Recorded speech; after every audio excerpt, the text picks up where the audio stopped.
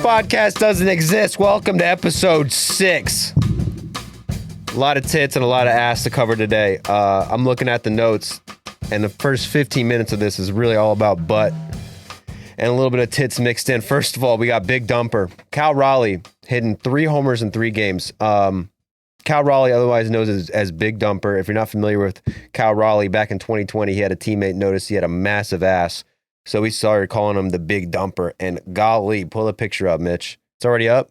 It is already up. This, if you're watching or listening on Spotify, I recommend you just switch over to YouTube because this is like the most appropriate nickname in all of baseball. Yeah, guy's got a big ass, man. And if you know anything about baseball, that's where your power comes from. If you got, and he's a catcher too. And I mean, that's probably the most important part about a catcher's game, how big that ass is. You don't want a catcher back there with knee savers like in the good old days. You want a guy who can really rest those calves on a big dumper like Cal Raleigh. And boy, baby, has it paid off. Cal Raleigh, 3 home runs in 3 games for the Mariners. This is a guy who got a 6-year, $105 million contract for having a big ass. I mean, that's stripper money right there. 6 years, $105 million. Don't look now, but Cal Raleigh, I pull up this. Since 2022, this is the second best catcher in the league. Second best. The second best, Mitch. I'm having trouble thinking of who do you think's number 1? Bet he's got a small ass, or I bet he's got a massive ass. It looks like it is William Contreras. William Which Contreras. makes me sad. So William Contreras is number 1 since 2022. Number 2 is Cal Raleigh. Then you got Adley Rushman and Will Smith. Number 5 is Patrick Bailey. Then Sean Murphy and Yanir Diaz. So, I mean, if you're looking at Cal Raleigh, and how old is Cal Raleigh right now? The Big Dumper? He is 28. 28. I thought he was younger. Holy shit. So Cal Raleigh is 28, but he's emerging as one of the biggest ass catchers in the world. Mariners 4 in a row. They sweep the Texas Rangers, brother. You were all in on Texas last episode. I was all in on Texas, but they had some alarming things that have to do with tits, but we'll get to that. The Mariners have come out of nowhere. They've won 4 in a row. The offense is mid, which if you're the Mariners is amazing. They rank 16th in runs. So like for the Mariners, if you're ranked 16th in runs, I mean, if they finish the season with the offense that is 16th, I tell you what, that's one of the best teams in the country because all they do is pitch, baby. Cal Raleigh is slapping the shit out of the ball. Dylan Moore, not so much. I meant to say Randy Arozarena and Julio Rodriguez, who we're calling Julio now. If you know anything about the Mariners, you know this team cannot hit for shit and can pitch for shit. They suck at hitting, but they're great at pitching. However, if Cal Raleigh, the Big Dumper, if that ass really proves to be a major league ass and a high quality MLB butt, then if they got the second best catcher in the league who can hit like an elite position player, and Randy Arozarena, who they got last year, is fire. He's off to an amazing start this year, a 131 OPS plus. And then Julio Rodriguez. You know, the big reason I think the Mariners sucked the past 2 years, didn't suck, but missed the playoffs the past 2 years, is Julio Rodriguez. If you remember, Julio Rodriguez is a rookie of the year, I believe, went off amazing.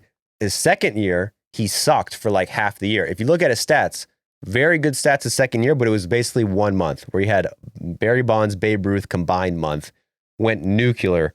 But let's just be honest, for 70% of that season, he was mid to below average.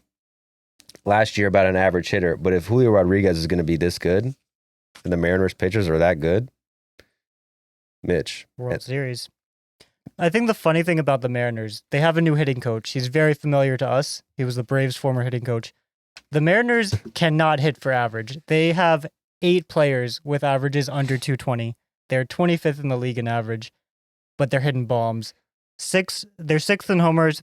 Guys like J-Rod and Arozarena, both are hitting under 100 or 200.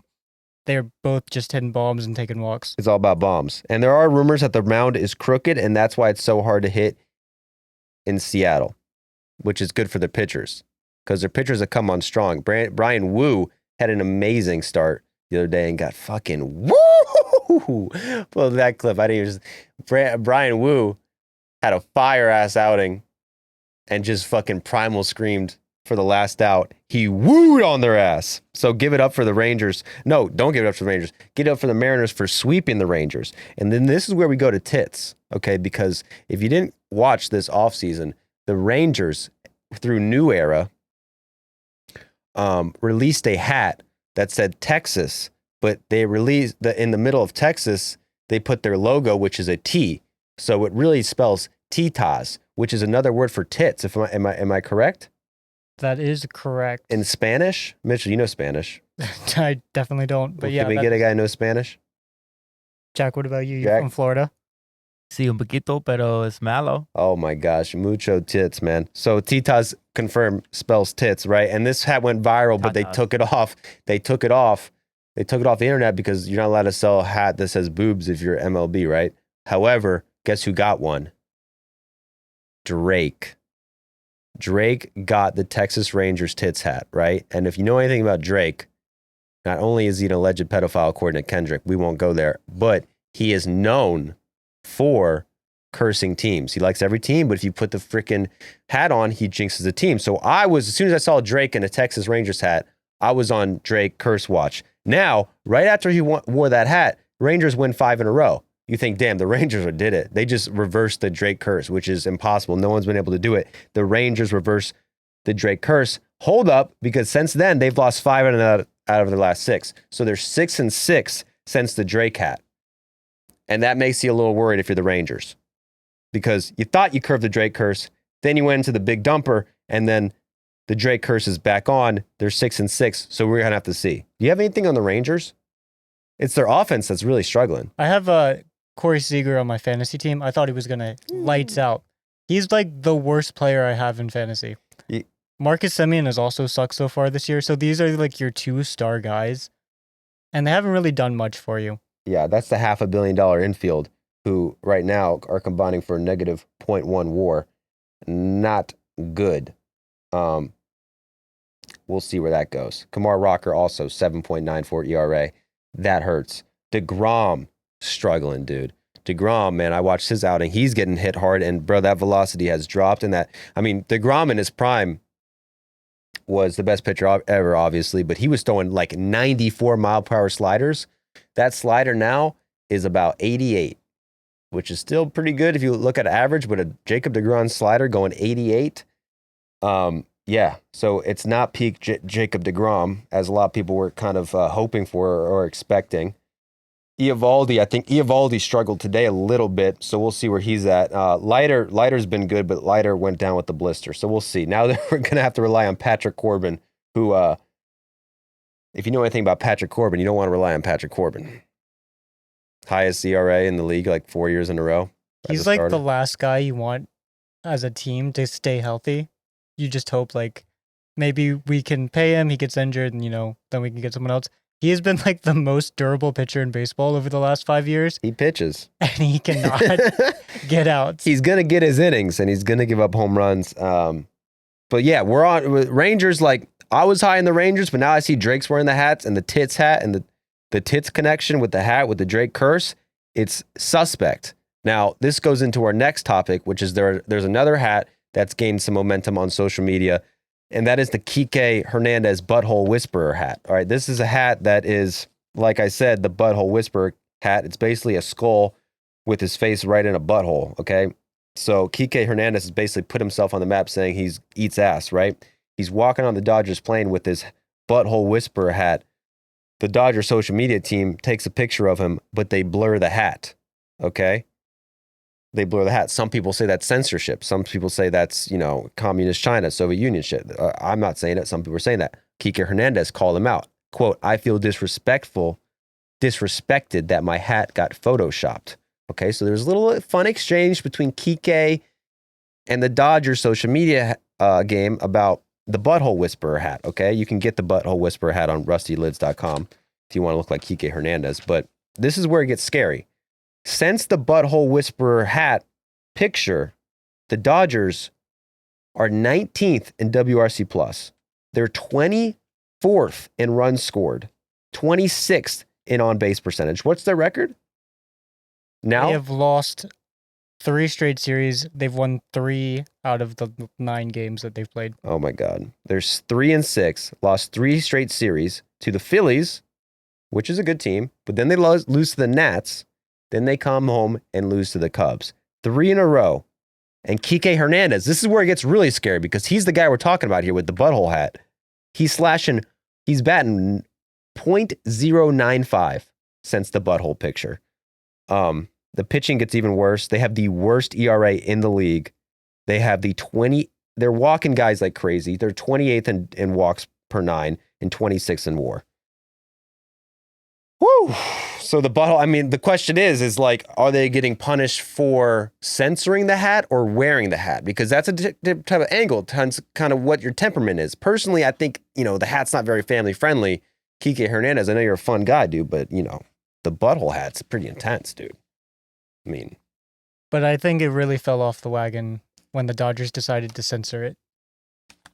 So you don't like censorship. You're free speech, which is nothing wrong with that. We are a free speech podcast. I will say it, butthole. Can't fucking stop me, YouTube.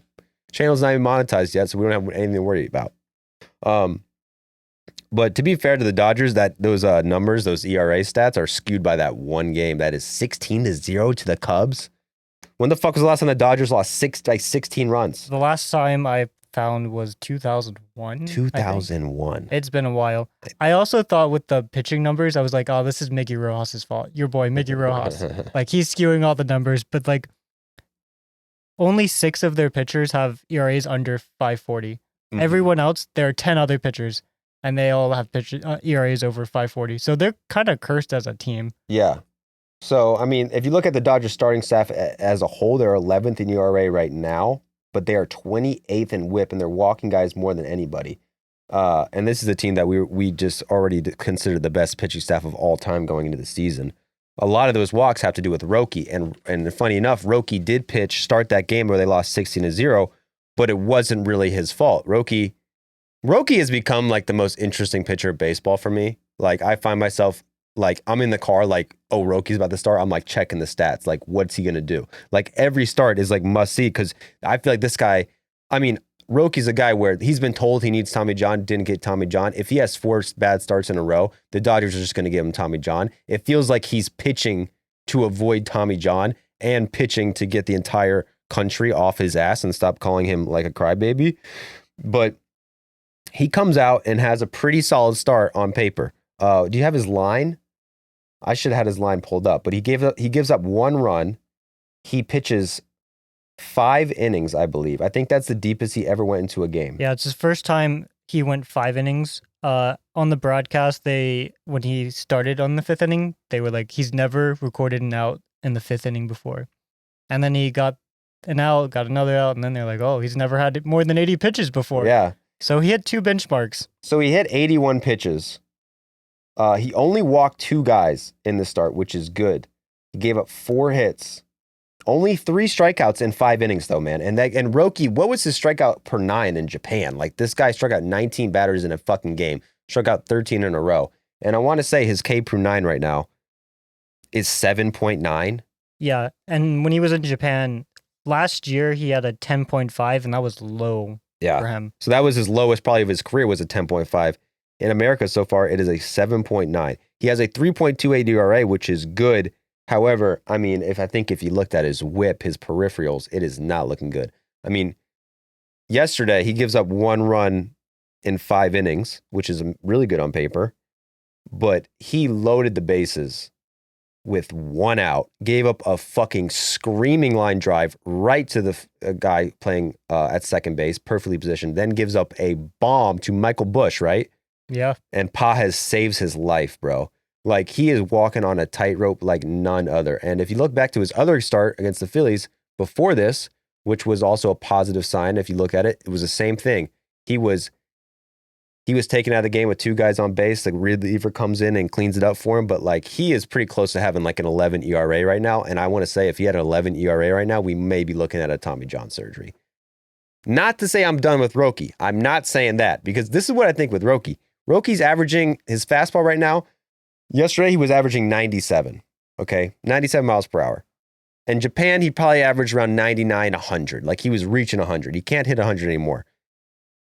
I think just mentally, going from 102 to 97 is fucking him up, where it's like, I cannot trust his fastball. He's got to throw his splitter and his slider.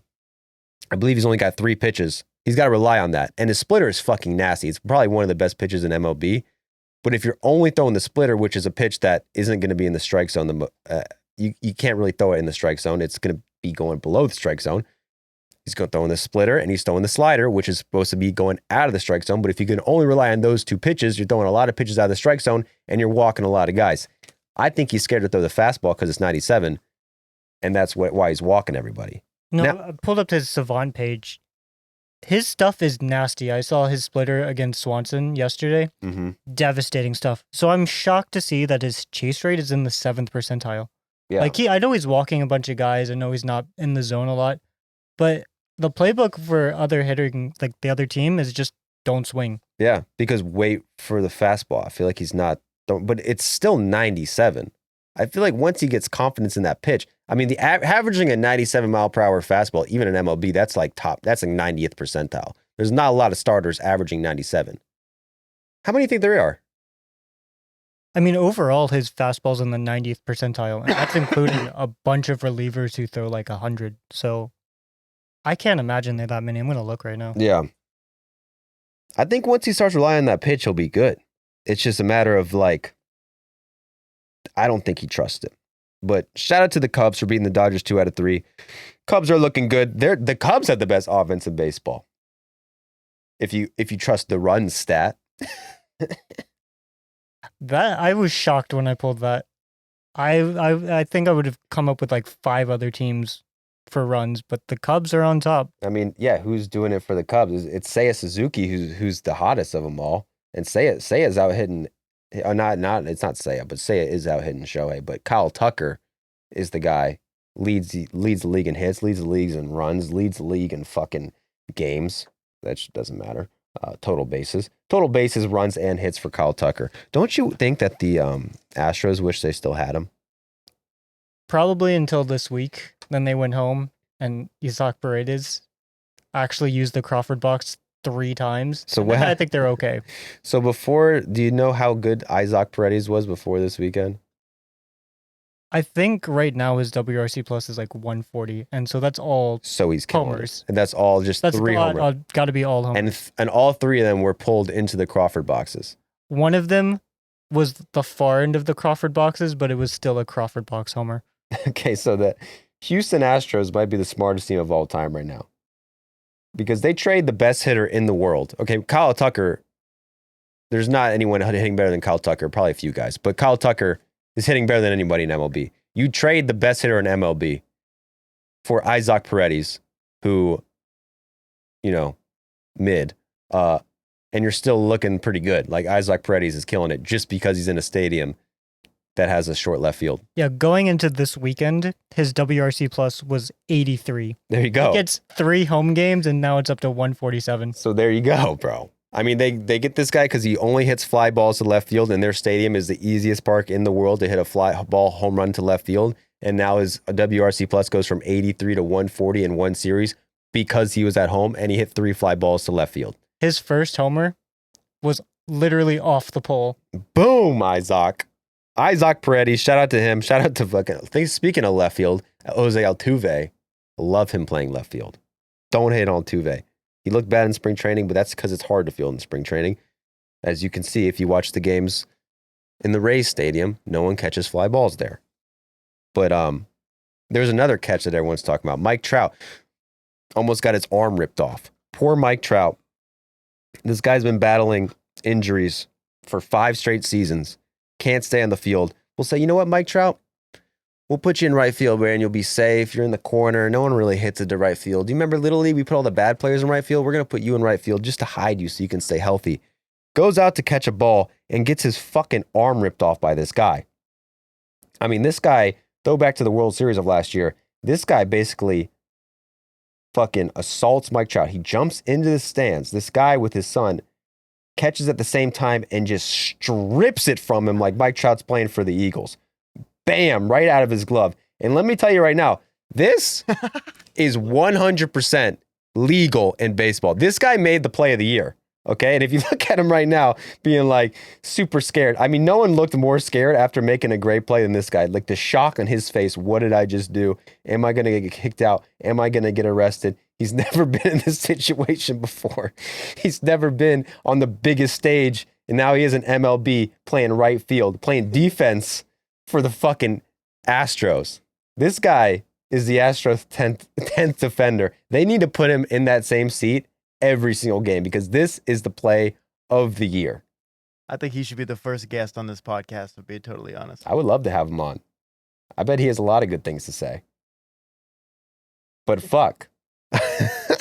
But let me tell you, a lot of people, if Zach Campbell did this, oh my God. Could you imagine? That is a Zach Campbell play. If Zach Campbell did this, he'd be thrown into, he'd be killed. He wouldn't be getting out of the stadium. I think, the fans would not let him out. They would fry him before he could even try an escape. By the way, perfectly legal play. We have the rule right here. Quote, this is rule 6.01E. Okay?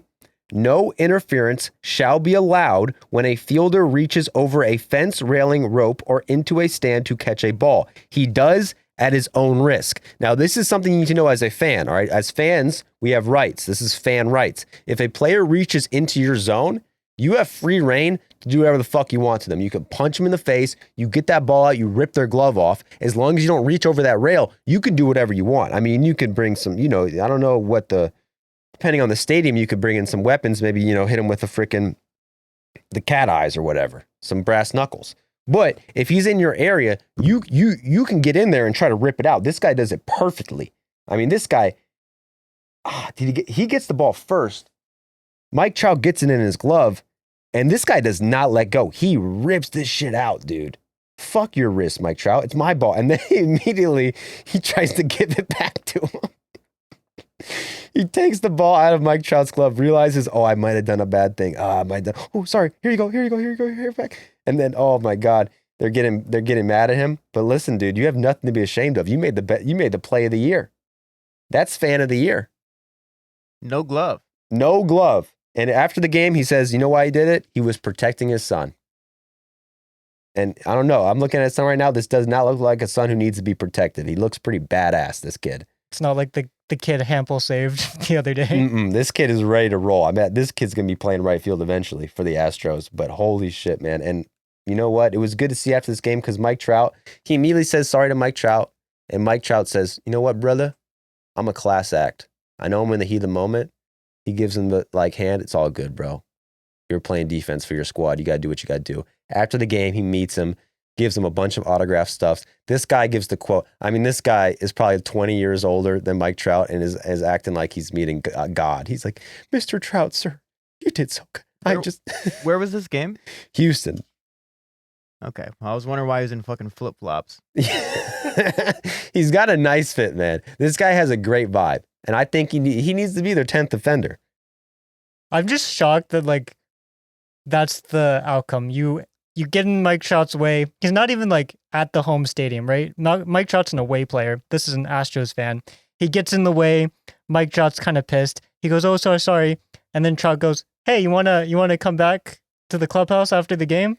Get a bunch of free sign stuff for getting in my way? Sounds like a trap to me, dude. No, that is the game of the century. You go to the game with your son. You give him the lifetime of experience.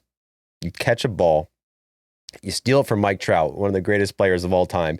Take it out of his glove. You make the play of the fucking year. Not only is Mike Trout not mad at you, even though you fucked up his web gem of a catch, because, dude, if Mike Trout makes that catch, we're talking about, Mike Trout is back in right field. The web gems that we know of Mike Trout early on in his career, a decade ago, this is a flashback to back then. Holy shit, Mike Trout. This guy just steals the moment from him. Mike Trout immediately is, totally cool with it. Not only does he win the game for the Astros, did they win? I think the Astros lost. I think that was the game they lost. Yes. But, hey, he did everything he could to win the game for the Astros and still gets rewarded for free balls and stuff. But it's you can't beat the Angels no matter what you do. This is one of the hottest teams in the world right now. I got a rookie question. When does Trout officially make the catch? When his feet touch the ground?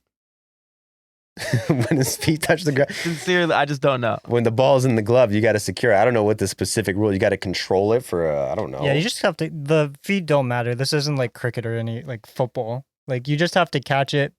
You got to hold on to it. You can fly over the wall, and it's still a catch. That actually is a good question. It's like stump me. I don't know what is an official clutch in MLB. You have to maintain through contact. I'm sure it's written out in the rules. Because was it in Trout's glove?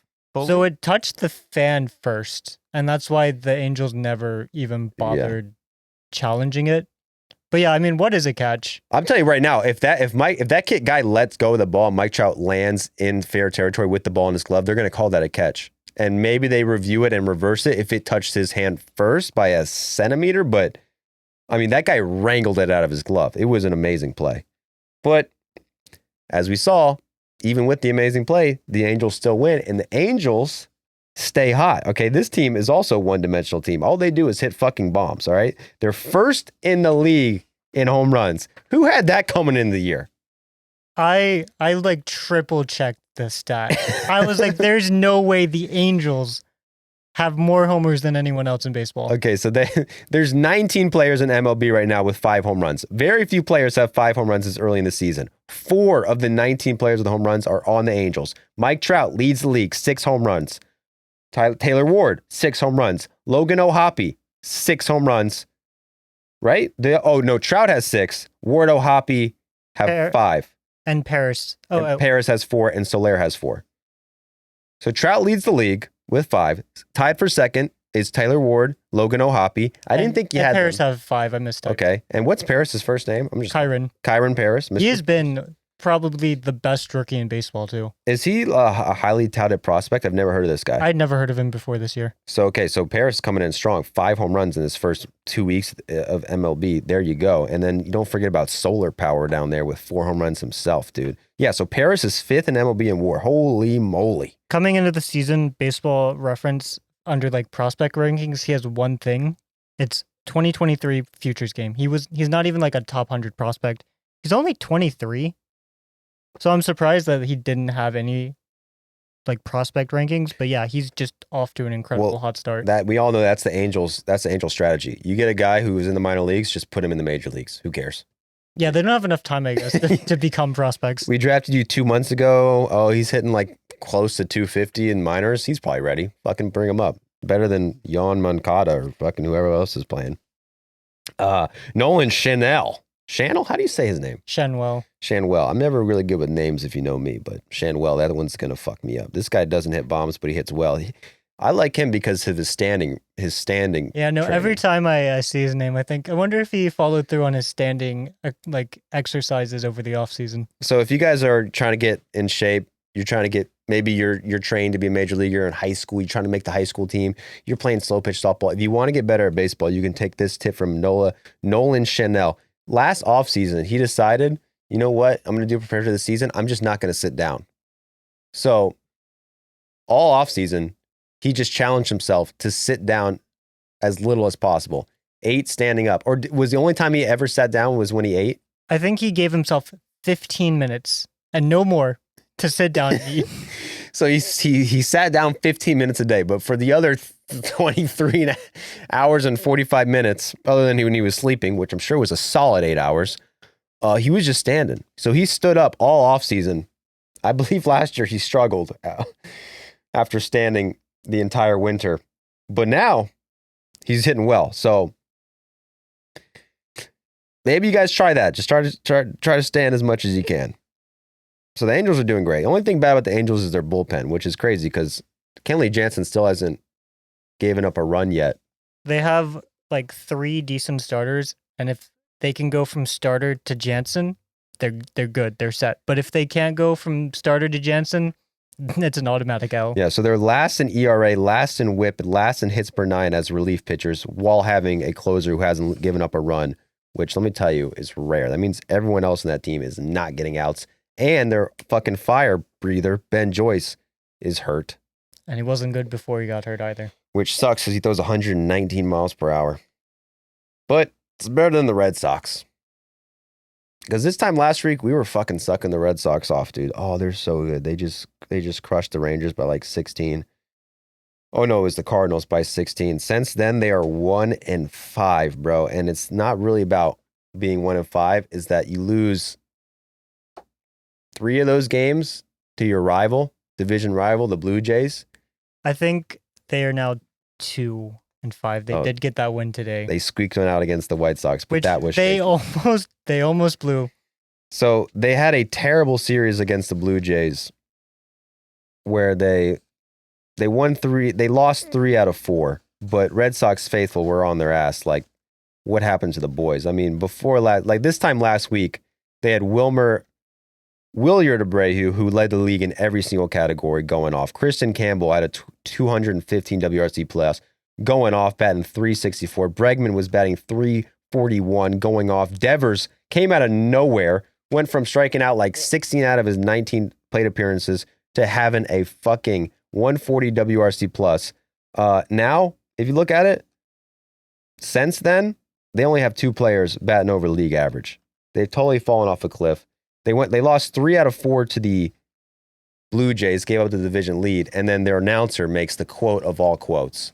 I mean, I don't have the exact quote, but he basically said, "Thank God we're playing the White Sox next." Like, I have the exact quote. What's the exact announcer quote? said, "The White Sox invent ways to lose games."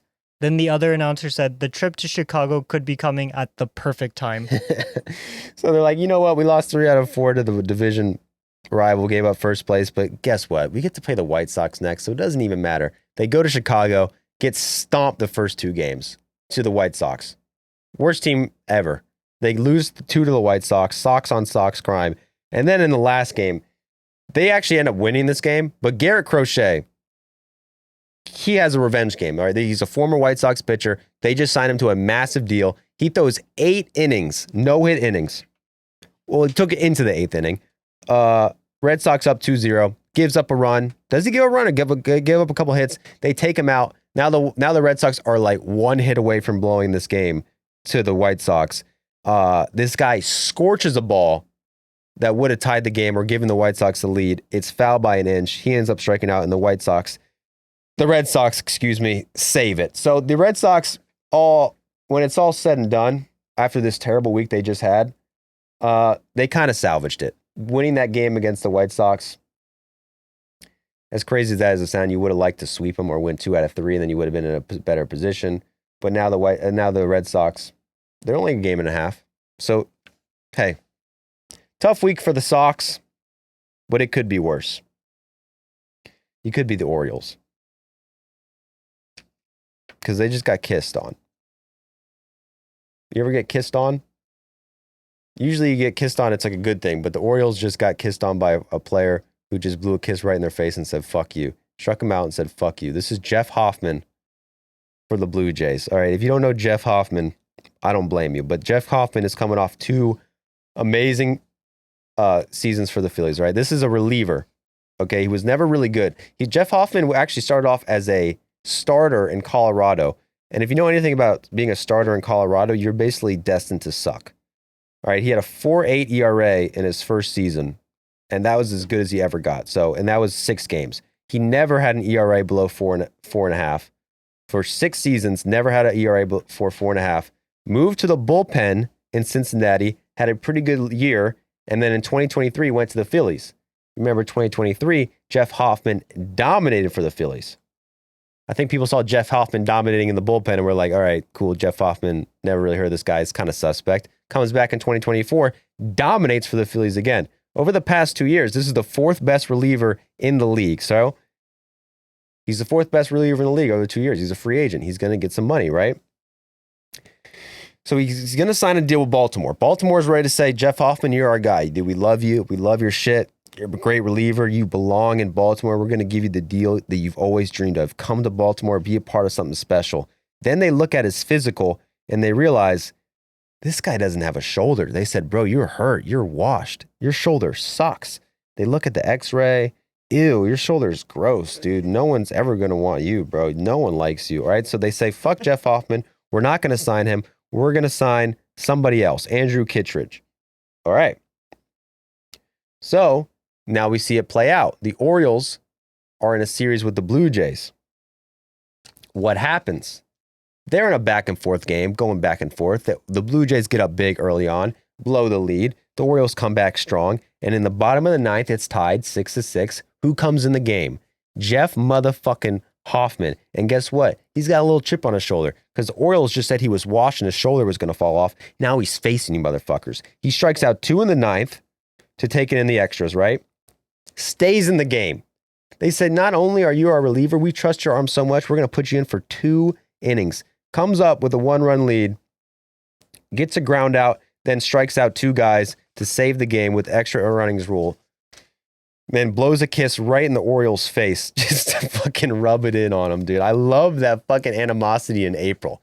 Like, to be like, you guys fucked up. Because this guy, not only did the Orioles say, your arm is so fucked up, we're not going to sign you. The Braves also had a deal with him and said, nope, we do not like that shoulder, dude. So his shoulder is either going to fall off or he's just going to be the best reliever in baseball and just blow kisses in our faces.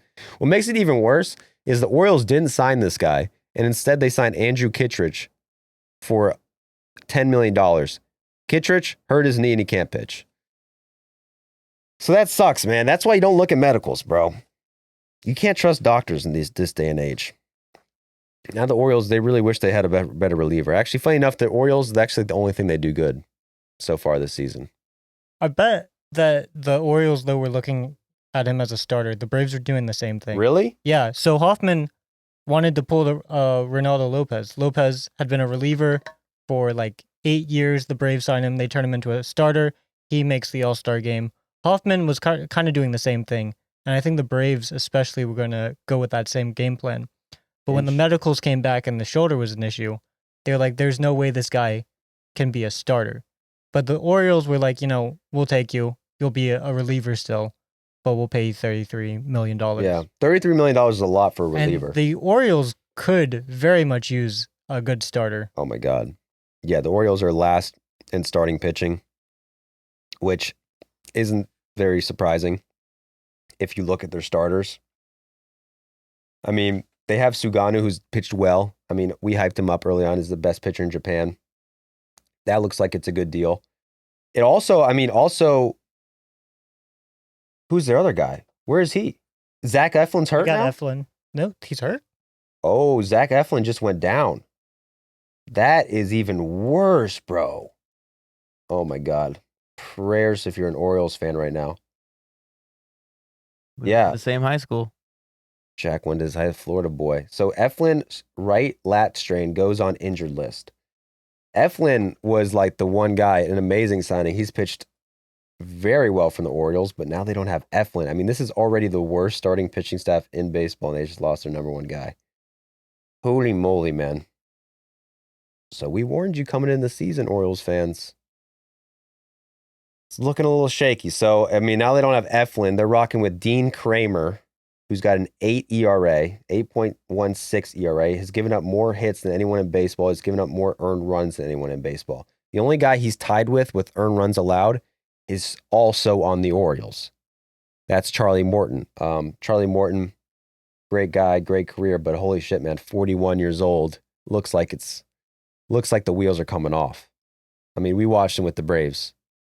I feel like each year with the Braves, it got a little worse and worse. He throws curveballs and hits the guy in the back of the foot every time. Charlie Morton hits more batters than anyone with the same pitch. The thing about Charlie Morton is actually he still gets a ton of swing and miss. But his curveball is ridiculous. Yeah, but it's so good that it becomes bad if it's past a certain part of the plate because then he just hits every single lefty on the back foot, never anywhere else. Yeah, his curveball is so good it's bad, where it's just curving so much you can't control it, hits the guy in the back foot. I mean, how many times this guy hit a fucking lefty batter in the back of the foot? He's like top 10 ever in hit by pitches. There you go. Well, Charlie Morton, yeah, he's 0-3 with an 8.78 ERA. And then you got Cade Povich, who not really a guy you want to rely on that much, but he's pitching okay early on. But let's be honest, if Cade Povich is the guy you're relying on now that Eflin's out, man, it looks bad. It looks bad for the Orioles, bro. The Orioles, I mean, they've been good without starting pitching for the past few years, but I think now it's getting to the point where you are last in starting pitching. Well, they had that wall. The wall helped a lot. And now they don't have the wall. They don't have the wall. Look, we got to look into the wall. The wall could be screwing them. Because they're like, we got Tyler O'Neill now. We can't have the wall. We're going to totally suck. Because we replaced Santander with Tyler O'Neill. But Tyler O'Neill with a long left field, bro, he's not going to be hitting as many bombs. I mean, the guy fucking bench presses 500 pounds, but still, when the wall's that far, there's nothing you can do, brother. Holy God. Yeah, man, I'm actually looking at this now. I'm actually very worried about the Orioles. I mean, the offense is like, if you look at the players hitting for the Orioles, most of them are performing well. I mean, Adley Rutschman's started off hot, 140 OPS plus. Jordan Westberg hitting well. Ramon Urias is hitting well. Cedric Mullins, Tyler O'Neill, Ryan O'Hearn are all hitting well above average. However, the one guy who kind of carried the offense last year, Gunnar Henderson, terrible so far. And I wouldn't really be worried about Gunnar Henderson this early on in the season usually, but he's hurt, dog. He missed time in spring and then wasn't ready for opening day, and now he still has yet to hit a home run. So there's a lot of questions in the starting pitching staff. And now the offense isn't looking too hot either. Damn, bro. That's a big injury, Zach Eflin. I don't know how I missed that. God damn. So Tomoyuki Saganu, bro, you're going to have to carry this team right now. Because Dean Kramer, Charlie Morton, and Cade Povich, those are your three best starters in a division like the AL East, which is a pretty good division. It's tough, brother. You know who else has terrible starting pitching? The Yankees. Yeah, they might be worse than the Orioles right now. I mean, not even close because you got Max Fried and Rodon, who are probably put all the Orioles starters combined right now, and either one of them, you take over them. But, oh my God, they got one guy, Marcus Stroman, brother. Marcus Stroman is in a world of hurt right now. Marcus Stroman, he's kind of getting the Chris Bryant treatment. I mean, we stuck up for Chris Bryant last episode. Stop booing Chris Bryant. Well, there's a new guy in the boo list. Marcus Stroman is becoming one of the most hated Yankees players probably since Joey Gallo. Okay, Marcus Stroman, looking at his numbers right now, one of the worst pitchers by stuff plus, meaning doesn't have a lot of velocity, doesn't have a lot of movement.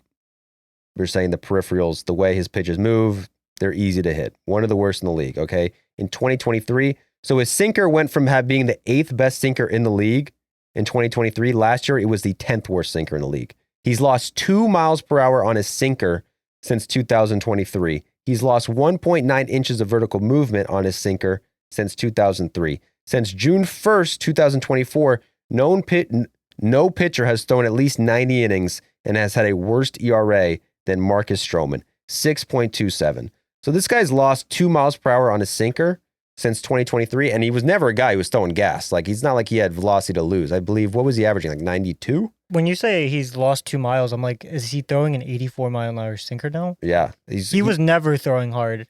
I think he's topping out right now, like 89, 90. All right. He's got the 3rd worst ERA in the league. He just got booed off the mound. The New York Times is saying his days should be numbered. Yankees fans are starting to hate Marcus Stroman, but is this too far?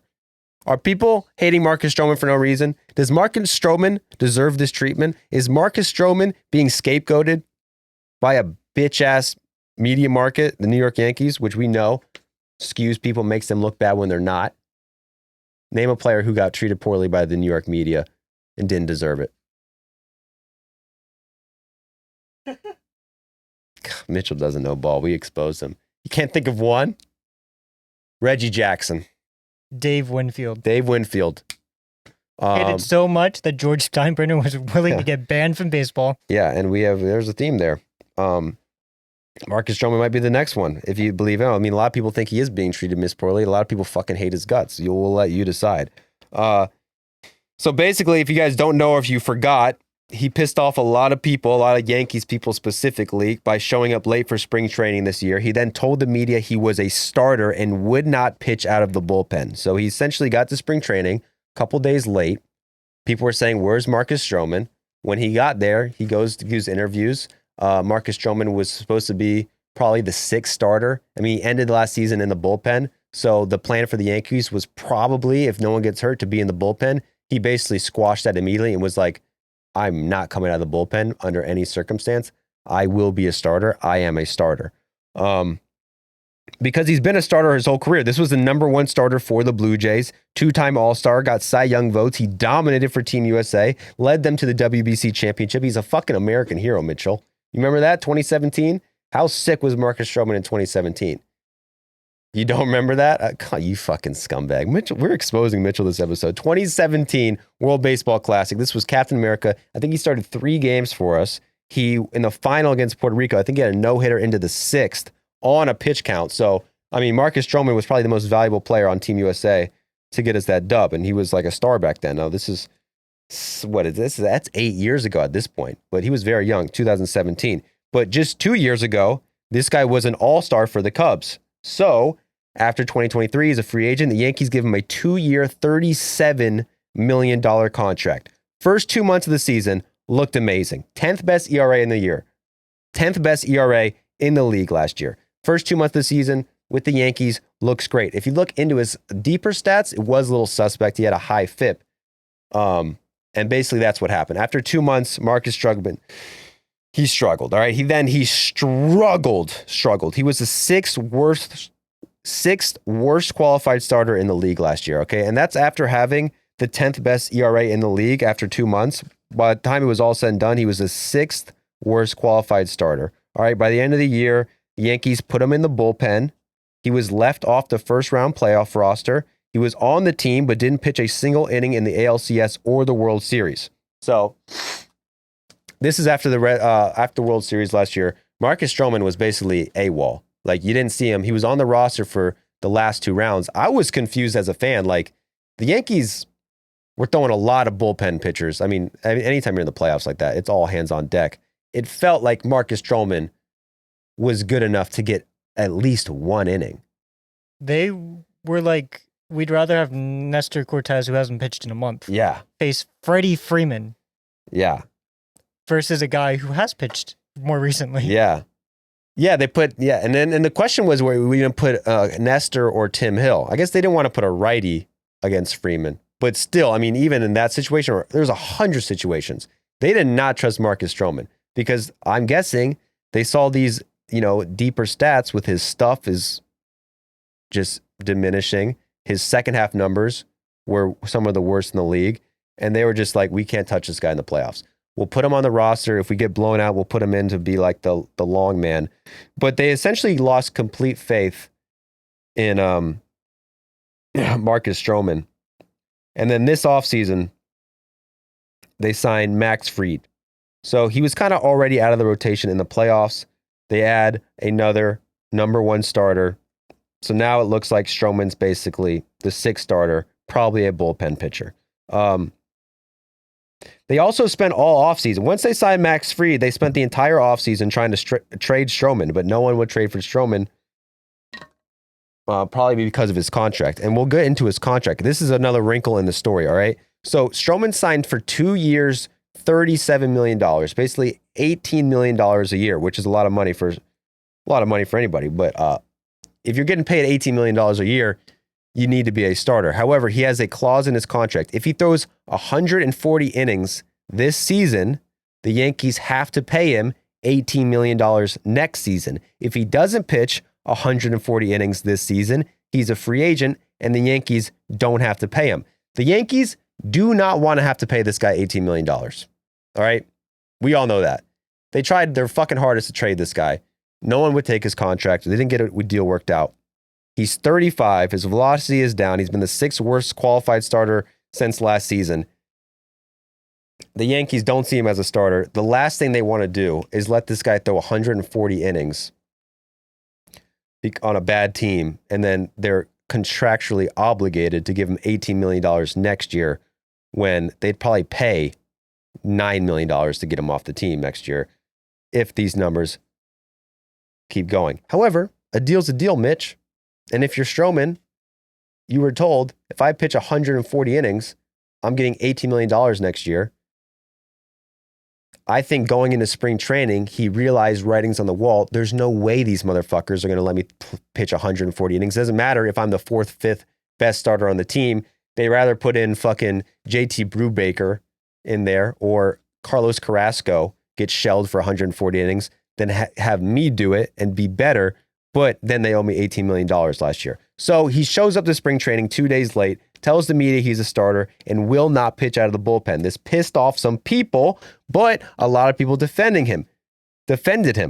He technically didn't have to get there for another week. His own GM said he thought he was a starter. His own manager thought he was a starter. At the same time, even though his GM and manager said he was a starter, they did spend the whole offseason trying to trade him. So let's be honest. Do they really think he's a starter?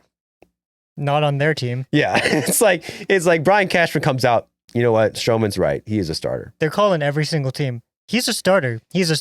But they don't want him on the Yankees. It's like, yeah. Get the fuck off our team. It's basically what they say. But it's like a business decision. Like, I feel like if that thing wasn't in his contract, they'd have no problem making him a starter, saying he's a starter or whatnot. Either way, I mean, they had 5 starters who were probably better than him. And then things went wrong, okay? But there's more to this, too, because the Yankees fans were pointing out that he posted a video of himself on a boat when he was supposed to be in spring training. That's a bad look, but they also completely ignored the other video where he posted that exact same day training, pitching. So I think there's just some hate, Yankees hate right there. It looked like Stroman was out. He was not going to be in the rotation. Then Garrett Cole gets injured. Luis Heel gets injured. Clark Schmidt gets injured. And all of a sudden, Stroman is being relied on heavily. The Yankees basically need Stroman to be dominant for them to be good. He's their 3rd starter on the team, but so far he has not been. His last start, he couldn't get it out of the first inning. The first 6 batters reached, gave up 5 runs in just 46 pitches, and was booed by Yankees fans as he left the field. After the game, we find out he's going on the IL with a knee injury. All right. And the question is whether, if you're a Yankees fan, are you booing Marcus Stroman right now? I mean, you're a respectable young gentleman, but I feel like with Chris Bryant, he sucks, but like there are some chronic injuries he can't help. Mm-hmm. Stroman doesn't have the benefit of the chronic injuries. He's declining as a player, and Stroman's a very loud player. He's a very opinionated player, and I think that's rubbed off on Yankees fans the wrong way. Well, as he's struggled. When you say I am a starter, I will not come out of the bullpen. I am a starter, and then they make you a starter, and through 3 starts you have an 11.5 ERA. I think you're gonna, maybe you don't deserve it, but you at least got to expect in New York, yeah, you're gonna get booed. I mean, he should expect that if he played for the Marlins. Hell yeah. Well, Jack, would you boo Marcus Stroman as a Marlins fan? Dude, I would never boo a Marlin. Well, the Marlins have a strong fan base other than the Yankees who just throw these guys under the bus. But it's a tough, I could see, Stroman's obviously just like, he's manifesting success all the time. If you look at his Instagram, the guy's manifesting, he's living in the moment, all right? He's manifesting success. He's peaceful. He's not letting the noise get to him. He's really focused on his inner being and being the best pitcher he can be. He's totally blocking out all the news, all the boos, and not blocking every single person who tweets him on Instagram or on Twitter. He blocks every single person. Are you blocked? I am blocked by Marcus Stroman, actually. I am blocked by and that's fucking bullshit. I shouldn't be. I remember my tweet, I got blocked by Marcus Stroman back in like 2021. Because like this is when I was making the sticky stuff videos.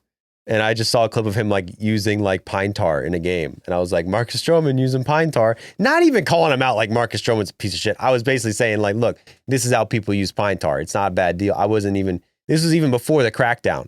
I was just kind of pointing out like this is a thing that's going on in MLB. It wasn't like Marcus Stroman's a cheater. I might have said, quote, Marcus Stroman is a cheater. But I was being facetious, Marcus. I fuck with Marcus. I fuck with his whole thing. I think he's like got a lot of swag. I think he's had a great career. I don't think he's as mindful as he says he is. He blocks every single fucking person who tweets about him. We're pulling up the receipts. You said on March 18th, 2021, Marcus Stroman, a foreign substance cheater. How long should he be suspended? Obviously, I was being facetious, Marcus. I don't think you should be suspended at all, man. You got 17 likes on that. He saw it and you blocked. 17 likes, man. They deserve more. I want to say, you can't say shoulder, but you're dropping facetious with no issues whatsoever. That's why. Shoulder's a tongue twister.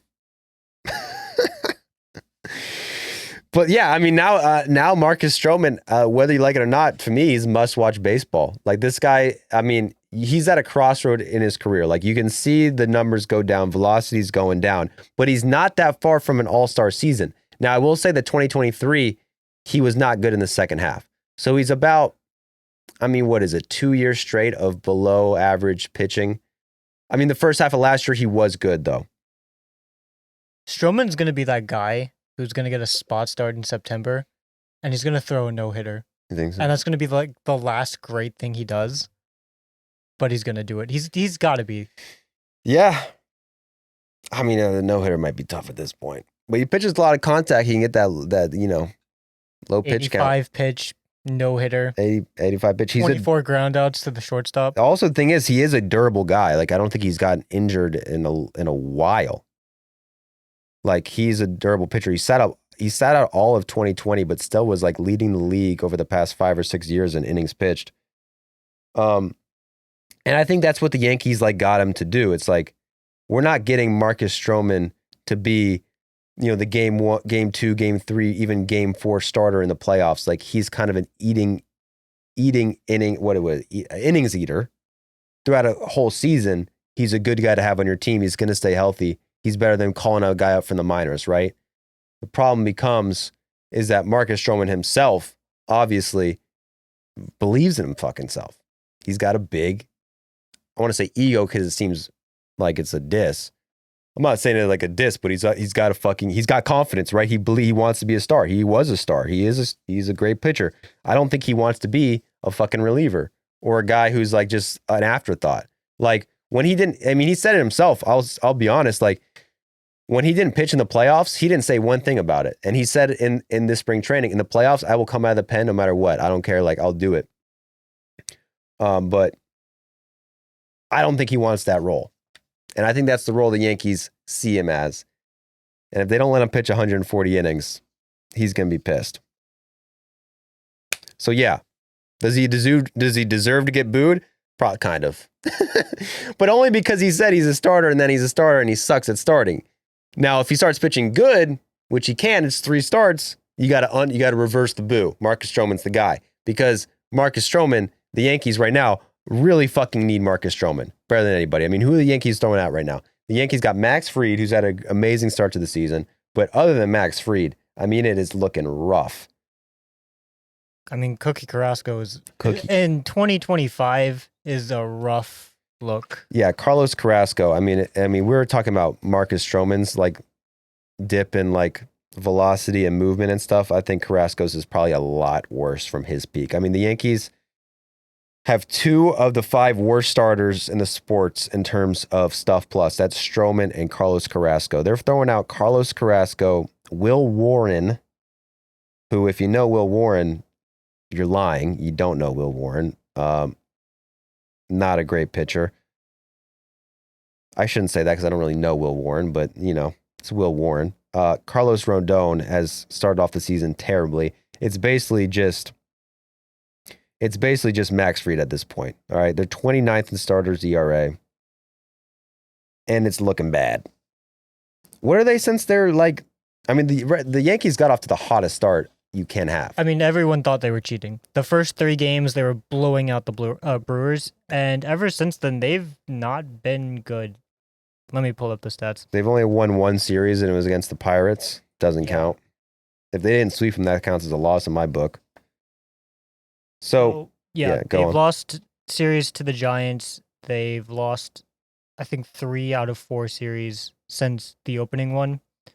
They have horrible pitching. Their offense is still pretty good, but that's because they have Judge and Ben Rice. Yeah, Ben Rice, the new Aaron Judge. But yeah, the pitching has just been terrible. 28th in ERA, 22nd FIP, 3rd in runs allowed. So it's like, no matter how many runs they're scoring, their pitching is just giving it right back. Yeah, a lot of these torpedo bat guys have also come down to earth. Jazz Chisholm struggled since that first series. Austin Wells is back down to about a league average hitter. That's including the hot start. Who else was it? Bellinger's not doing good. I mean, he ate a bad chicken wing. Can you blame him? We'll give him a pass. But I mean, you knew going in the year they're going to be lying on Aaron Judge a lot, and I mean, losing Stanton was a big loss too. Hopefully, those tennis elbows can get worked out. Yeah, but at the end of the day, it comes down. I mean, there's still since the series, they're still 5th in runs, 5th in homers, 7th in WRC plus. So, still a pretty good offense over there in New York.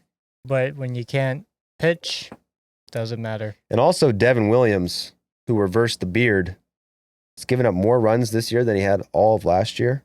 He only pitched like 22, 23 innings, but like by his 3rd inning pitched with the Yankees, he had already surpassed what he gave up with the Brewers in 2024. Yeah.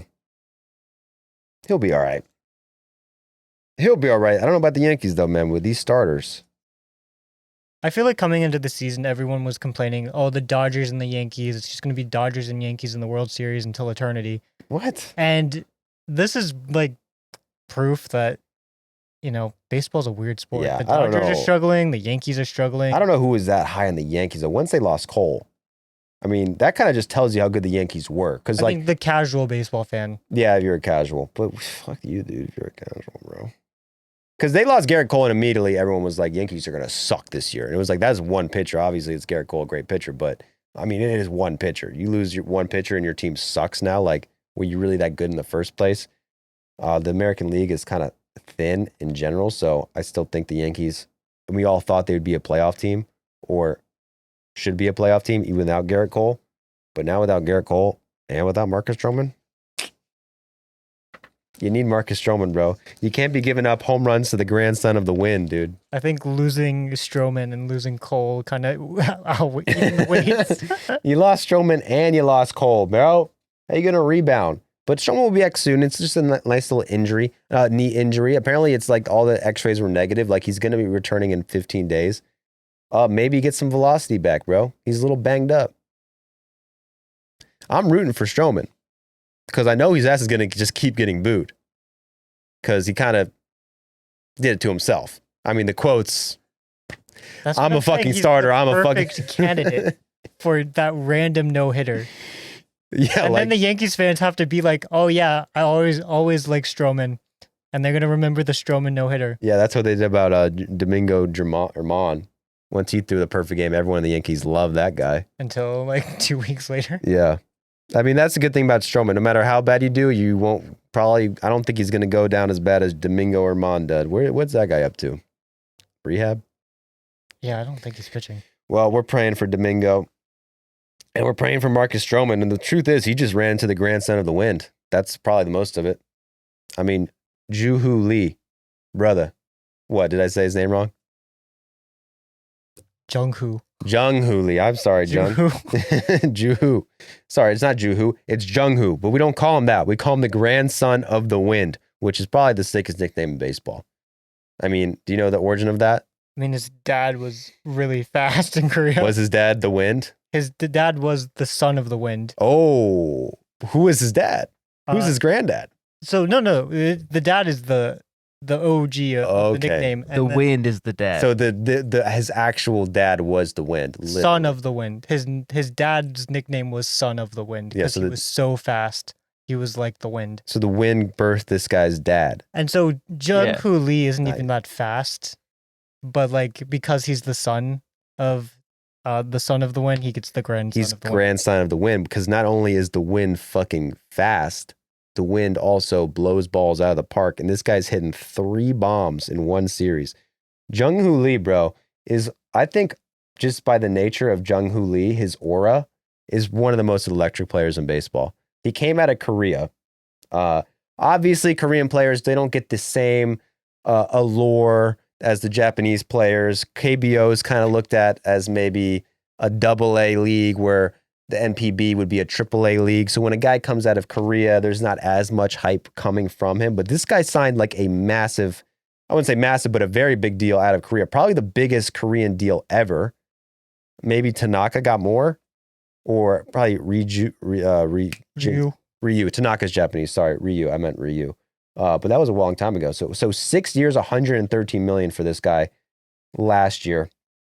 His stats in KBO were basically he hit a fuck ton of balls for average, didn't have a lot of power, but batted over 330 every single year of his career. He's only came here at 25. Last year, struggled at the plate and got hurt. So there was little hype for the grandson of the wind, got hurt, blah, blah, blah. Sorry, we're not into you anymore. But this year so far, the grandson of the wind, fucking crushing it. Show me his stats right now, Mitchell. So he's got a 333 average, 404 on base percentage, 588 slugging. Damn.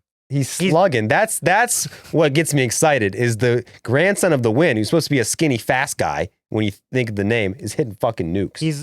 It's not necessarily the homers. He leads the league in doubles. Let's go, because he's fast. 188 OPS plus. And I bet he plays the best defense damn near in the league. No. Well, okay. He's not Pete Crow Armstrong. You don't trust that. You really trust the defensive metrics? You trust the eye test. I trust the eye test. I've seen this guy make multiple diving plays out there. And the Giants continue to stay hot, bro. What did the Giants do this week? Are they still in first? Oh, yeah, your Padres. You reverse jinxed the Padres. But yeah. I mean, how was I supposed to know? I didn't realize they were playing the Rockies. But I just think every week that the Giants stay where they're at in second place they're 11-4 right now, just gets me more and more bought in on the San Francisco Giants. Because there's probably no team I'm rooting for more. I want to feel like 2021 with the Giants. How's Verlander doing? Horrible. Okay. If you're the thing is this year, if you're 40 or over, you're done. Like there are no 40-year-old pitchers who are doing well this year. Who are they right now? Carrasco, is he 40? I don't think he's 40. I think it's just Verlander, Scherzer, Morton, and Chavez. And all four of those have not done anything. Okay, Chavez is doing good, dude. He's already signed 2 contracts. It's pretty damn good. Yeah. Don't talk shit about Jesse Chavez. Justin Verlander has a 6.29 ERA, but he's 42, man. Come on. Give him some time. He probably just needs a TJ. But I tell you who's back, Robbie Ray. Robbie fucking Ray, who a few years ago, if you were a Robbie Ray stan, you knew he had the all-time leader in Ks per 9. And he won the Cy Young in 2022? 2021, he won the Cy Young for the Toronto Blue Jays. Probably one of the most forgotten Cy Youngs in recent memory. But so far this season, leads the league and wins. I know we love those stats. Best pitching stat out there. Okay, so he's a 2.9 ERA. If you look at the advanced metrics, he's basically due to be terrible. But I don't trust FIP. Robbie Ray's looking beast. Logan Webb's looking beast. Jordan Hicks, not looking beast. But it's really their bullpen that's been amazing. They're like first in bullpen ERA. Or they're up there. They've got Ryan Walker, who is one of the most insane pitchers I've ever seen. He throws like a glitch. He throws it like across his body and somehow it lands in the strike zone. He added like 4 miles an hour randomly in the minors as like a 26-year-old. And then Seiya Suzuki this offseason, someone asked him like, who's the best pitcher that you faced? And he couldn't even remember his name. He was just like that weird pitcher from the Giants. And whoever the fuck that guy was, he was amazing. Yeah, 150 ERA, 232 FIP. The dude just gets out. Yeah, that's the thing. I was about to go list their starters and say, look how good their starters are doing. They're not doing that great. But, it feels like the Giants, they kind of run it like the Rays. They're going to rely on the bullpen heavily. They got wacky guys coming out of the pen. A guy throws 90 fucking at 4 miles per hour to his he has a glitch pitch. Tyler Rogers, who throws underhanded, basically. Camilo Duvall, who was one of the best relievers in baseball, who basically got demoted last year, is the one guy who's struggling out of the pen. But, if that guy becomes elite again, the Giants really might just rely on the bullpen the whole year. They're going to be running it like the Rays. Pitch 5 innings, get out of the game. We're going to the bullpen. And you know what? Speaking of not scoring a fucking run, the Rockies didn't do it. Rockies didn't score in a single run the entire series against the Padres. When was the last time that happened? The Reds did it. But that wasn't not one game. That was against 3 games, but this is one series. And was this at home, right? No, it was at San Diego. Okay, thank God. That would have been even worse. So the Rockies scored 5 runs in the 8th inning against the Brewers. and then they haven't scored in the 27 runs since. I don't know what you wrote down. 27 innings. Okay, 27 innings without a run. They lost the Padres 8-0, 2-0, 6-0. The Rockies, despite playing in Coors Field, the easiest place to hit in the world, have the fewest runs in baseball, 40 runs. So the Rockies have scored 40 runs All season. as a team. As a team. How many players do they have on the team? I think they've got 13 position players. I was thinking about this. The Angels have 30 home runs as a team. The Rockies have scored 40 runs. So just on home runs alone, the Angels have probably outscored the Rockies. Yeah, so Kyle Tucker has 20 runs by himself. So Kyle Tucker, one player, has half the runs as the Rockies. 2 Kyle Tuckers is better than the Rockies. If you had Kyle Tucker and then everyone else didn't play, they'd be better than the Rockies. I'm sticking by that. So they have 4 of the 30th worst players in baseball. Mitchell took the time to see the bottom 30 ranked on WAR. 4 of them are on the fucking Rockies. And I'm not even going to say their names, dude. They don't deserve that. Jacob Stallings, I will say your name. For some reason, I want to shit on Jacob Stallings real quick. Not Tyler Freeman or Chris Bryant. Chris Bryant's down there, but he's get these guys some glasses, bro. The Rockies are struggling. Newsflash, if you're a Rockies fan, you guys aren't going to be good this year. But you got Zach Veen up, and that guy's electric. He flipped the bat, almost hit the pitcher with it in spring training. Where's Jeffrey Yon? Heffrey. Where did he not? He didn't make the opening day roster, dude. What the fuck are the Rockies waiting for? Look up Jeffrey Yon stats. Jeffrey Yon, how are you doing in the minors right now? 7 innings, 3.86 ERA. I think that's good enough for the Rockies. That's good enough for anybody. If you do fucking backflips after striking people out for a last place team. It's going to hurt me, though, when he has to pitch in Coors and just has a terrible ERA because of the wind. I'm going to blame it on the altitude. But he's going to have that one strikeout after allowing like 3 runs. Bro. It's going to be an electric Imagine those celebration. jumps in Colorado. That guy's going to get like an extra 2 feet of air at that high altitude. Jeffrey Yon, we need you ASAP, dude. Could have used him for the Padres series. Does anyone look worse than Mitchell after he puts in the notes, Padres are fucked. All their best hitters are hurt. Tatis, what his shoulder, surgically repaired shoulder. Tatis is fucked. Then they come back and haven't lost a game since. Tatis played like 2 days later. Since then, he has 2 bombs, slugging 1,125. You have anything to say for yourself, Mitchell? Probably not even my worst look either.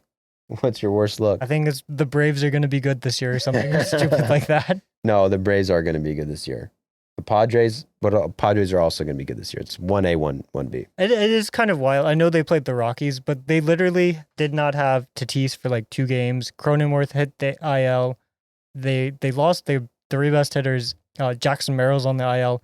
And it just doesn't matter. Like, I think I was down on the Padres going into on the season.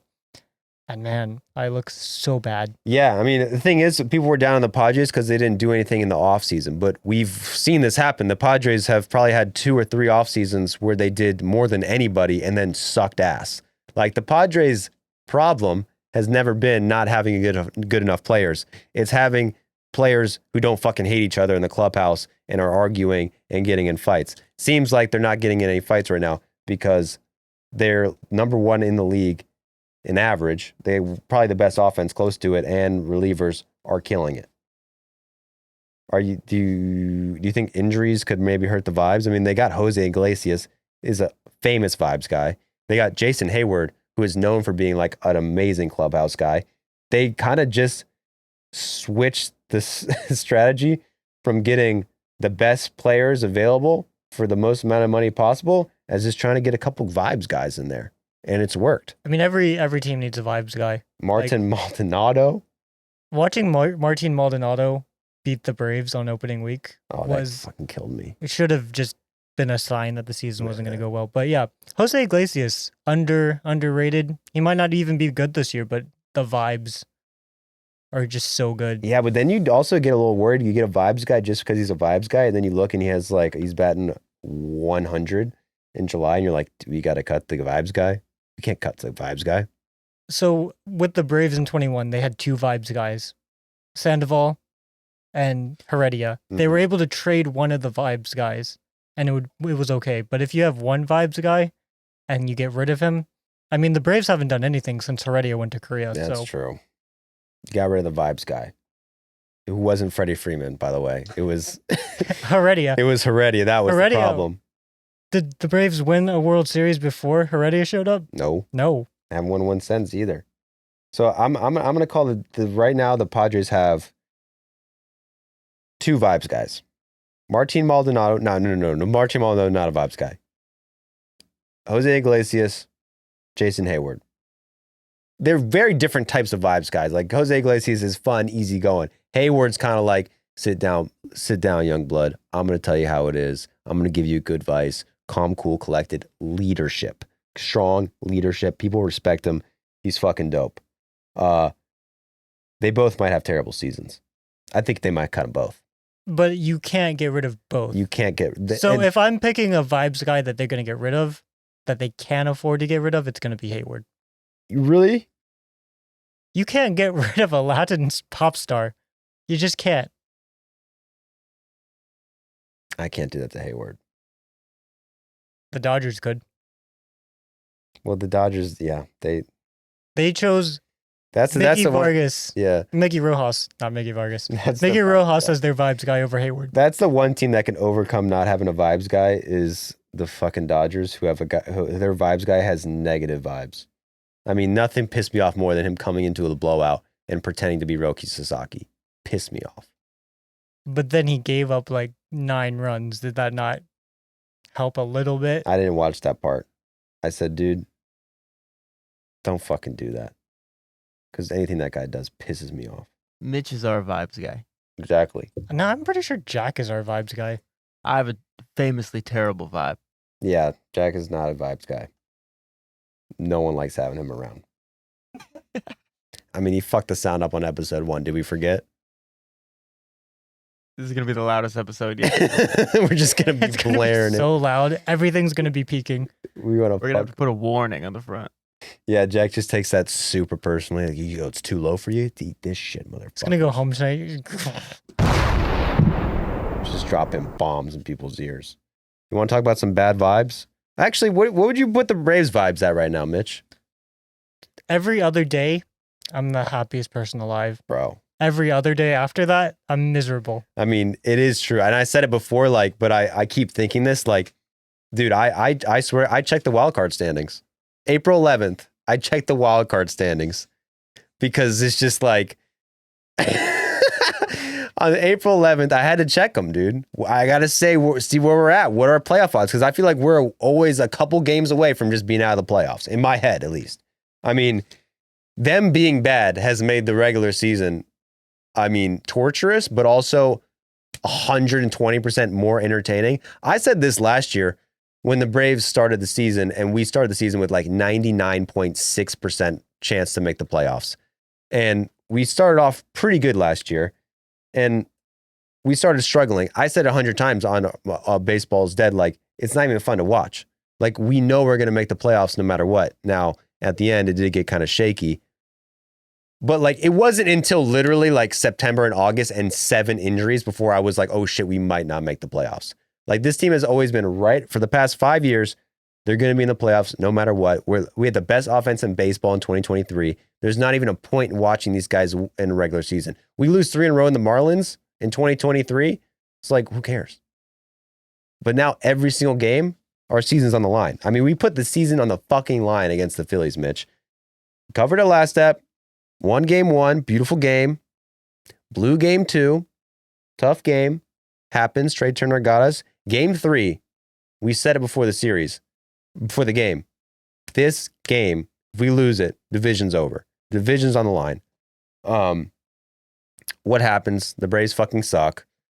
Ozuna Ozuna can hit, but everyone else sucks. No one hits for 7 fucking innings. Nobody hits. And then there's a rain delay. 2 hour and 45-minute rain delay. All right, we're already watching this, and it's April 11th, dog. All right, like, usually when a game restarts at 1 a.m., you might be like, I'm going to go to bed, you know. But fuck, the division was on the line. I'm out. It's 12 a.m. The season's fucking on the line. Stops raining. There's a fake Ozuna in the crowd. And this guy, did we find our Grimace? He's all in on it. He is. messaged us on Facebook. He wanted the clip. I do. We need to email him that clip or teach him how to download clips on the internet. Like it's on the internet. Bro, I don't have your email. Yeah, he didn't even send the email. He said, yo, can you email me this clip? Fake Ozuna reached out to us, said, bro, you need to email me this ASAP. Didn't even give us an email. But then I went to his profile. I think his email's in his profile. We will get you that clip, Ozuna. But this guy's dressed just like Ozuna, bro. And he has like, talking about aura, just swag, dog.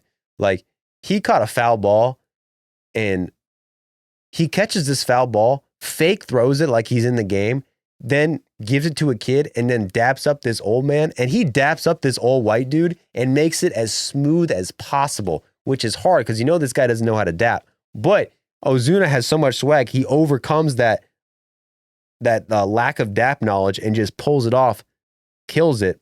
Since Ozuna and the Braves, I mean, we're what's our record since Ozuna from the stands? Including that win, it's just 2-2. We're 2-2. We're 500. But that's, I mean, come on, that's a big improvement. That's like a huge improvement.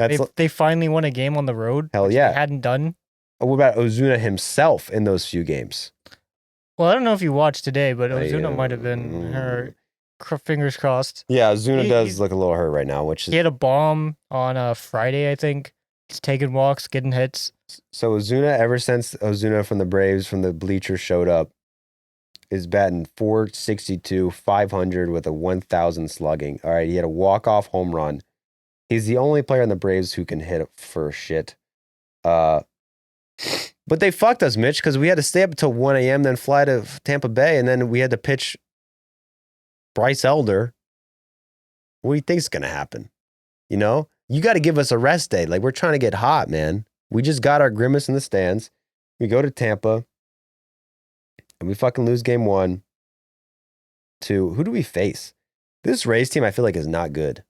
Was Drew Rasmussen on Friday or Saturday? Saturday. He carved us up, but we won. We came back.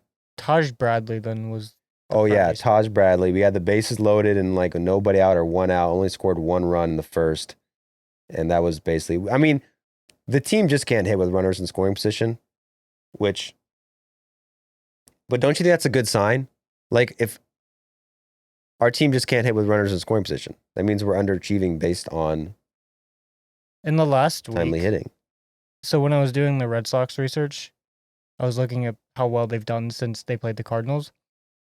The Braves actually have the best WRC plus last week. In the league? In the league. Doesn't feel like it. No, because we can't fucking hit with a guy when there's a guy on base. I denounced Matt Olson yesterday. I'll admit it. I denounced him. I said, get him off the team. He's cursed the franchise. It was heat of the moment. I'll admit it. But I did denounce Matt Olson. We couldn't get a hit runner in scoring position all game. Ozuna gets on to lead off an inning. What happens? Matt Olson comes up. The guy you want. I think we're down by 1 or 2. The guy you want comes up. We're down 2. Weak ground ball. Doesn't beat it out. Double play. I said, Matt Olson, get off the fucking team. You suck. Now, next batter, Ozzie Albies hits a home run. Then Sean Murphy hits a home run. We're fucking back-to-back home runs. Sean Murphy, I'm back on the board with Sean Murphy. He saved our season too. And also, Matt Olson's been getting really unlucky too. We got fucking very unlucky today. He hit that home run off the top of the wall, bro. I thought for sure it had hit the back of something. But that pisses me off too, because Matt Olson can't do. Then he didn't hustle. He hits a ball off the top of the wall. Should have been a home run, tied the game. Wasn't by an inch, but he didn't run hard, so he was only a single. And then next guy hits a fucking bloop that would have scored him, but he didn't hustle, would have tied the game. Now I don't know how he was still on first. Yeah. Because they threw it to third. They threw it to third to get slow ass Ozuna, who's limping out there. Now, because if Ozuna gets hurt, I'm out. He'll beat the throw. If Ozuna gets hurt, I'm out. If Ozuna's injury isn't bad, which I don't think it is, because he's still hopping around there. And he doesn't need speed, bro. He's a DH. If he can hit on the ankle, he's chilling, all right? But if Ozuna just stays healthy until Thursday, when does Spencer Strider come back? Wednesday. If Ozuna stays healthy until Wednesday, we're back. You got to go to that game. In Toronto? You have to. I'm going to be in like Vancouver, so I'm not going. Fly to Toronto, then go to Vancouver. I'm not going to that game. If we have 2 Spencers, because Schwellenbach's like the best pitcher in the league, hands down. You don't think so? No, like I'm so excited for Wednesday because for the next 4 months, I'm going to just be like, which Spencer S is better?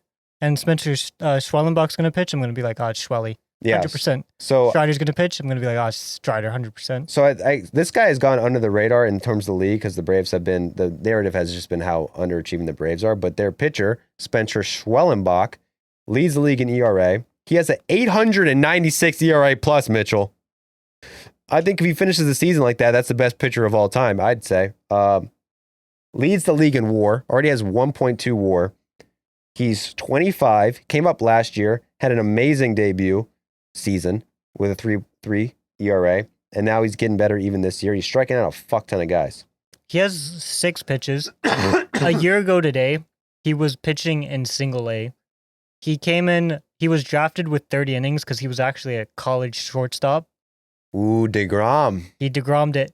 He got Tommy John after getting drafted, so he only pitched like 70 innings in the He's minors. good. He already got TJ. He's uninjurable. The Braves are like, man, we are so desperate that we're going to go to this guy who has 77 minor league innings. And he came up and he was bad in his first 4 starts. And then ever since then, he's been like a top 5 pitcher in baseball. Yeah. So Spencer Schwellenbach with Spencer Strider, who didn't Spencer strike out 13 out of 16 batters? Did I see that right? He struck out 13 out of 20, but he had a 2-strike count on the 21st batter. And then the Braves were like, pitch count, get him out of there. So it could have been 14 out of 21. So Strider looks like the best pitcher in baseball history in AAA. I will say that he'll come out in the major leagues and be above average and be probably the 12th best pitcher in the league by the end of the year. We have Spencer and Spencer, but Chris Sale, are you worried about Chris Sale? So today, I saw him throw 98 because he was pissed off. Yeah, I remember was that. so He was pissed so off. mad. Yeah. And I'm not so worried. His peripheral numbers look pretty good. I think he got BABIP'd around today. He's having trouble with like a put out pitch. Uh-huh. But like he was bad last April. We just don't remember that. Well, yeah. He gave up like leadoff homers in like 5 straight games. Yeah, but really, that's what he did today. So I'm not terrible. Yeah, he gave up, how many runs did he give up today? 4? Was it? 4. One of them was unearned. Jared Kelenic, bad throw. It's tough. I mean, everyone's pissed me off. This is October baseball for the Braves. It's exciting, but holy shit, dude. It's a lot. But, yeah, big series coming against the Blue Jays, bro. So, it's like the World Series back in, I forget what year it was, but what year did we play the Blue Jays in the World Series? I think it was 92. And we lost. Yeah, if you were a Blue Jays fan as a 6-year-old in 1992, you must have thought the Blue Jays were like the greatest team of all time because they won the next year too. It's the only They won back-to-back World Series? They won back-to-back World Series. The only World Series that they've ever won. So Blue Jays fans who were born in 1987, man, you got fooled so bad. Yeah. Well, maybe they'll be good this year with Vladdy. But not against this week against the Braves. All right, we got anything else you want to cover before we say goodbye to the people? Going to be a Tigers fan for the next week, I think. Who are they playing? I'm seeing them in Milwaukee, and then I'm seeing them in Detroit. You're just following the squad? No, then I'm seeing 2 games in Chicago. You're going on a trip just to see baseball games? It was my girlfriend's idea, not mine. Damn, dude. So we have friends in Chicago, so gonna see some people. So you're going to Wrigley? First time. Hey, Chicago, what do you say? Cubs are gonna win today. Go, Cubs, go. Go, Cubs, go. I want to point out that Mitch got a haircut, lost the glasses. I don't know if you can see a fucking thing, but he looks sharp. I'm wearing contacts. Wow, I was going to say you're going against the Brave strategy of the glasses. You know, I have worn glasses to play softball before, and I think I was actually better, so probably a better strategy. Maybe you'd be better podcaster with the glasses. Hit up the comments. Was Mitchell better or worse this episode? First episode without glasses? I mean, a big miss on the Padres, Yeah. but that was with the glasses. True. So whatever terrible thing I've looked up, probably something on the Yankees. It's going to be the big miss. Listen, I think when your team's playing like shit, you got to switch up things in your life. You never know what's causing the downfall. You got to start wiping with the opposite hand. You got to brush with the opposite hand. You got to go vegan. Well, what do you think about your Marlins, man? How are you feeling about your Marlins? Can I be totally honest? I've just been watching Braves and Rays games. I need him to stop watching the Braves. He watched them like both losses or something, and he didn't watch the win. You didn't watch the boys win? You haven't seen the boys win yet? No, I mean, there's been moments where I'm like, here we go. Here we go. What was that? I mean, I don't. Today was a little bit of that, and then was it the last game of last series? Well, when I Matt, don't remember exactly. if you sit up to 1 a.m. to watch that Ozuna game, that was the most electric game, I did not. I tried to go to sleep. I couldn't. bro. I couldn't miss it. had to record a TikTok that night. I was like, I need to strike while the iron's Someone hot. asked me like, "Oh, did you write that?" I was like, "No, I'm pretty sure Joey wrote that immediately after." Oh the yeah, game dude. ended. Where I memorized, and I still fucked up like multiple things in it and just lied. But it was like, fuck, I got to get this out. It's hilarious. Who cares? Can I ask The you facts something? are wrong. The hidden question earlier where you were saying homie was on first when they were throwing it to third. That was at Rays or at Steinbrenner Field, right? When homie was on first and they're throwing it to third. What do you mean? Yeah, that was at Steinbrenner Field today. There's been a lot of talk about how low the lights are because it's a training facility. Do you think he just lost the ball? Who? Oh, Matt Olson. No, today was a sunny day. He Oh, could have had it. shoot, he's the guy who hit the ball. Oh, right. This is You this need afternoon. to you need to be running no matter what. But it is true, no one can catch fly balls in that park. And is it because of the low lights? I've heard that. I've heard people say a lot of players will say in spring training there's high skies. I think also maybe the extra shading from the stands that they're used to isn't there, Yeah, and so it's just a low park. I mean, it's throws them off. But the Think lights above- are way lower. You can imagine that your field of view would be kind of fucked up by that. Yeah, You know? I mean you can see it, man. People are not looking confident in any fly balls out there. I'm sure the wind is it. You're from Florida. Is it windy in Florida? On the coast? It's not like known for it, but it just depends if it's like. I mean, it's storming. Oh, it's like Constantly. kind of like planet Earth, so it depends. Honestly, yeah, it's like very diverse weather-wise. All right. Well, so you're switching from the Marlins to the Braves. It seems like maybe. Listen, I'm feeling it out, dude. When it comes to merch, I'm sticking with the Marlins as of now. Spent $60 on this hat. Damn. That felt like a good choice. But dude, I gotta be honest, it's hard not to be a bit of a Rays fan. I've been to like fucking 40 Rays games in my life, and I'm Tampa through and through. So Dude, why would you tough. not just pick the Rays originally? You fucked yourself on It the just Marlins. seemed fun to go with the Marlins, Yeah, bro. well, The they're- Relitos. I used to live in Miami too. You are a Miami guy. See Jack in the club. If you see Jack in the club, say hi. If you see Mitchell in Chicago, say hi to him. Go to the games. Whoever finds Mitchell, if anyone finds Mitchell, takes a picture with him at one of these baseball games, I will give you a free Baseball Doesn't Exist t-shirt. The scavenger hunt. Mitchell scavenger hunt begins right now. See you later, guys. We gone.